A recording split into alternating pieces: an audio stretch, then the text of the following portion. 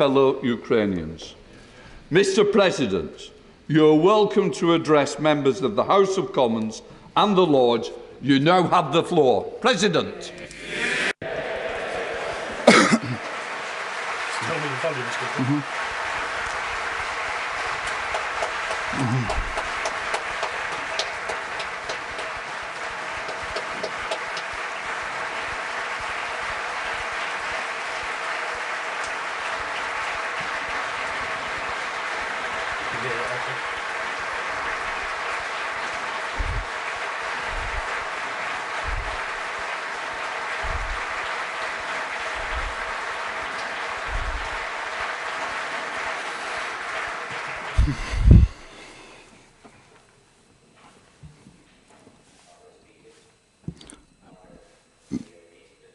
Mr. Speaker,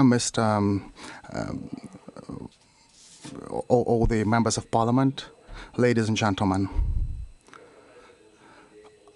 I'm addressing all the people of the United Kingdom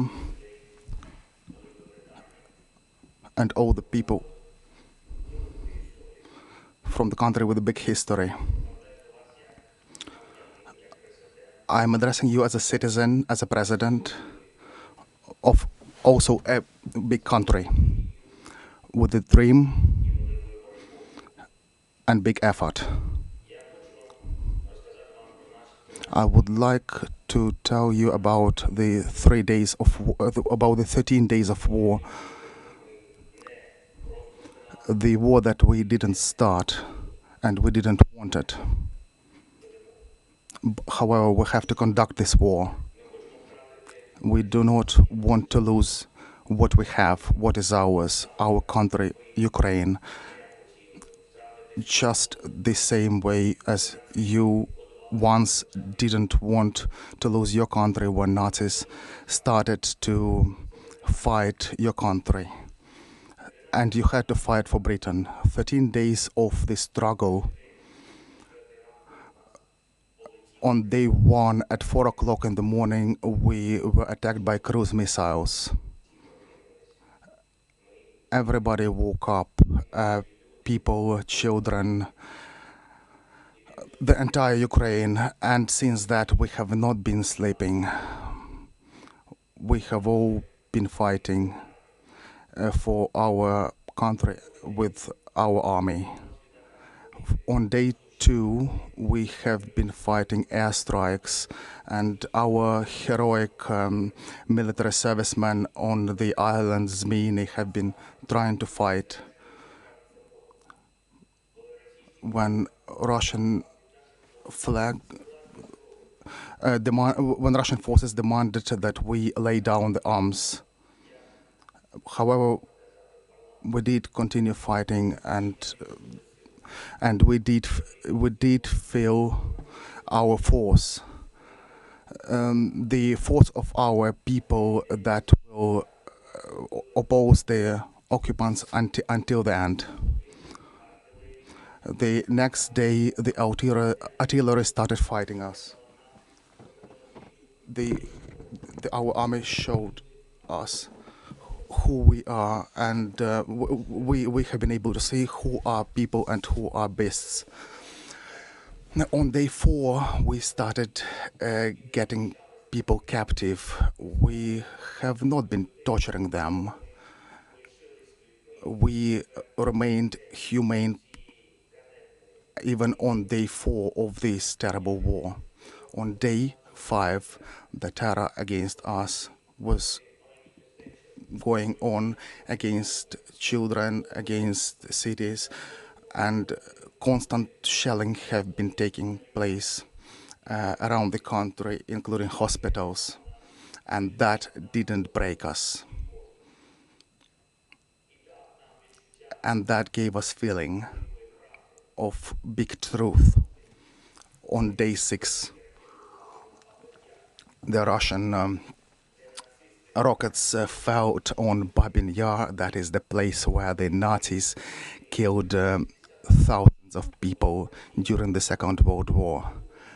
And 80 years after, the Russia hit at them for the second time. And even churches are getting destroyed by shelling. On day 8, we have seen Russian tanks hitting the atomic power station. And everybody got to understand that this is the terror against everyone. On day 9, there was a meeting of NATO countries without the result that we were looking for. Yes, we did feel that. We did feel that. Unfortunately, that the alliances don't work properly always, and the no-fly zone cannot be enforced. And on day 10, the Ukrainians started protesting en masse, stopping the armored vehicles with their own hands. And on day 11, the children and cities were being hit, and hospitals as well, with the rockets and constant shelling. And on that day, we realized that Ukrainians became heroes. The entire cities, children, adults. And on day 12, the losses of Russian army exceeded 10,000 people killed. And also including the general, and that gave us hope that there will be some kind of responsibility for those people in front of the court. On day 13, in the city of Mariupol that was attacked by the Russian force, a child was killed. They do not allow any food, any water, and people started panicking. I think everybody can hear that people do not have water over there. Over 13 days of this situation, over 50 children have been killed. These are the children that could have lived, but these people have taken them away from us. The United Kingdom, Ukraine were not looking to have this fall.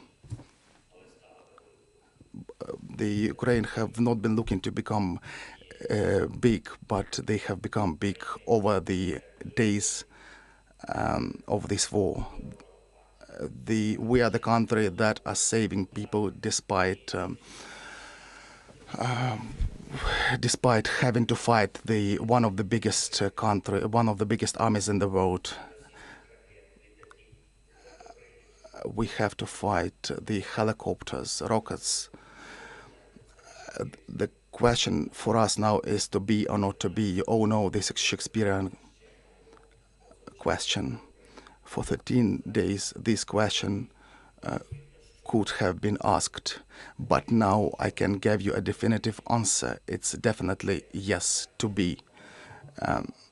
And I would like to remind you the words that the United Kingdom have already heard, which are important again. We will not give up, and we will not lose. We will fight till the end, at sea, in the air. We will continue fighting for our land, whatever the cost. We will fight in the forests, in the fields, on the shores, in the streets. I would like to add that we will fight on the banks of different rivers like Dnieper, and we are looking for your help, for the help of the civilized countries. We are thankful for this help, and I'm very grateful to you, Boris. Please increase the pressure of sanctions against this country, and please recognize this country as a terrorist state, and please make sure that our Ukrainian skies are safe. please make sure that you do what needs to be done and what is stipulated by the greatness of your country. Best of all to Ukraine and to the United Kingdom.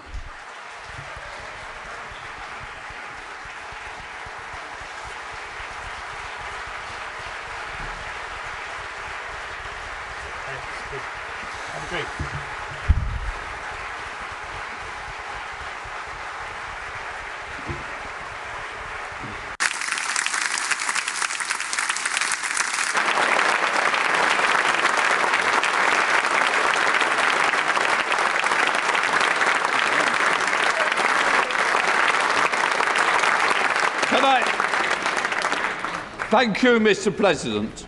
On behalf of the House of Commons, I want to thank you for speaking to us and for giving us very clearly and powerful perspective of the tragic situation facing you and fellow Ukrainians.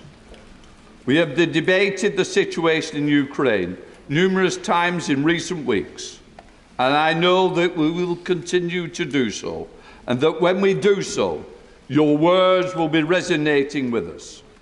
I want to express the solidarity of the House of Commons with you, your compatriots, and we salute the courage of the people of Ukraine. Thank you, and our prayers are with you. Order, Mr. Speaker. Just let me say. We will now resume with the formal sittings of the House. Order, order. I will take the points of order from the leaders of the main parties before we return to the opposition day. I call the Prime Minister. Thank you, Mr. Speaker. A point of order, with your permission, Mr. Speaker. May I say that never before in all our centuries of our parliamentary democracy has the House listened to such an address. In a great European capital, now within range of Russian guns, President Volodymyr Zelensky is standing firm for democracy and for freedom. In his righteous defence, I believe he has moved the hearts of everybody in this House. At this moment, ordinary Ukrainians are defending their homes and their families against a brutal assault. And they are, by their actions, inspiring millions by their courage and their devotion. And I think today, one of the proudest boasts in the free world is "Ya Ukrainets." I am a Ukrainian. So this is a moment for us to put our political differences aside, Mr. Speaker, and I know I speak for the whole House when I say that Britain and our allies are determined to press on with supplying our Ukrainian friends with the weapons they need to defend their homeland as they deserve. To press on with tightening the economic vice around Vladimir Putin, and we will stop importing Russian oil, Mr. Speaker, and my right honourable friend, the Business Secretary, will update the House on that tomorrow. And we will employ every method that we can, diplomatic, humanitarian and economic, Mr. Speaker, until Vladimir Putin has failed in this disastrous venture and Ukraine is free once more.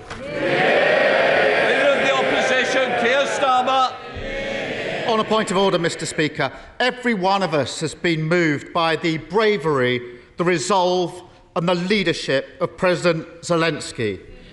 Invading troops marched through his streets, shells rained down on his people, and assassins seek his life. No one would have blamed him for fleeing, but instead he has stayed in Kyiv to lead the Ukrainian people and to fight. He's reminded us that our freedom and our democracy are invaluable. He's prompted the world into action where too often we've let Putin have his way. He's inspired the Ukrainian people to resist and frustrated the Russian war machine. He has shown his strength, and we must show him and the Ukrainian people our commitment and our support. Labour stands for the unity at home and abroad that will isolate the Putin regime. Labour stands for the toughest sanctions that will cripple the Russian state. Labour stands for providing Ukraine with the arms it needs to fight off their invaders. Labour stands with President Zelensky, with Ukraine, with democracy. Slava Ukraini. Thank you, Mr. Speaker. Leader of the SNP, Ian Blackford. Thank you, Mr. Speaker. With your forbearance, if I can make a point of order. President Zelensky, we salute you. We stand with the people of Ukraine on the basis of the act of aggression, on the act of war of Putin. We must do all that we can to send support to Ukraine, to send the weapons that they need to defend themselves, to make sure that we sanction the regime in Moscow, that we deliver the clearest message to President Putin, that this will end in failure for him, that he will face justice at the International Court. We must stand in this House, throughout these islands, throughout the Western world, in defence of democracy, in defence of sovereignty. Peace, justice and the sovereignty of Ukraine must prevail. Let's make sure that we stand with our friends. We stand against those that have been bombed. We make sure that those that need our support, that need our sanctuary, will find a welcoming hand in these islands. Mr. President, we thank you. We salute you. Slavia Ukraine. Davey. Point of order, Mr. Speaker. Hearing the words of President Zelensky should embolden us all. They serve as a reminder of all that we stand for, of all which so many Ukrainians are so bravely fighting for, a bravery exemplified by President Zelensky himself. That we should never take for granted our values of democracy, of freedom and of our security. And though we in this House may disagree on many things, we stand together for those values, and together we stand together with the Ukrainian people. Mr. Speaker, it is right that we strengthen our support for Ukraine with military aid, with toughest of sanctions. And it's in that support that we should also recognise the people of Ukraine and indeed President Zelensky. I'm sure the whole House would agree that President Zelensky should be granted one of our nation's highest honours, an honorary knighthood. And I look forward to the day when we welcome back to this House President Zelensky in person. Sir Geoffrey Donaldson. Thank you, Mr. Speaker. On a point of order, we commend President Zelensky and the people of Ukraine, and we stand with them in this their time of strife. But our response will not be judged by the volume or strength of our applause for President Zelensky. It will be judged by the volume and strength of our response to his request for help, for practical military support and for humanitarian assistance for the people of Ukraine. We pray for their success. We dare not let them down. Can I also like to thank the staff and the contractors for making this happen? And when you leave the chamber, can you please hand in your headsets on the way out? Where you got them from? I will now let the chamber clear. Thank you, everybody.